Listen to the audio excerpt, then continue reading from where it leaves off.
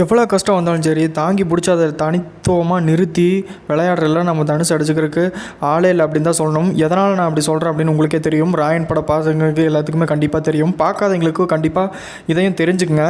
And எவ்வளவோ கஷ்டம் எவ்வளவோ நஷ்டம் இத்தனை பிரச்சனை இருந்தோ தடையை மீறி ராயன் படம் ரிலீஸ் ஆகியே தீரும் அப்படின்னு சொல்லிட்டு இவ்வளோ பிரச்சனைகளை தாண்டி கிட்டத்தட்ட ராயன் படத்தையே தடவைன்னு சொன்னாங்க. அண்ட் தடையெல்லாம் தாண்டி இந்த படம் ரிலீஸ் ஆகி இன்றைக்கி சக்ஸஸ்ஃபுல்லாக போயிட்டுருக்குது. இன்னையோட 6 நாள் ஆச்சுங்க. 6 நாளில் பாக்ஸ் ஆஃபீஸ் கலெக்ஷன் எவ்வளோன்னு பார்த்தீங்கன்னா 96 கோடிக்கு மேலே கிராஸ் பாயிண்ட் போயிடுச்சு.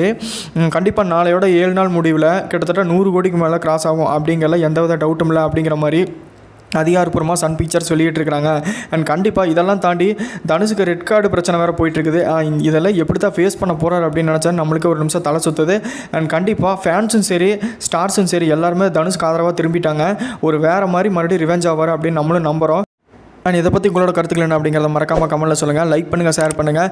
கங்குவா கோட் இந்த மாதிரி நிறைய படங்களுக்கான அப்டேட் தெரிஞ்சுக்கோன்னா நம்ம சேனலை மறக்காமல் சப்ஸ்கிரைப் பண்ணிவிடுங்க.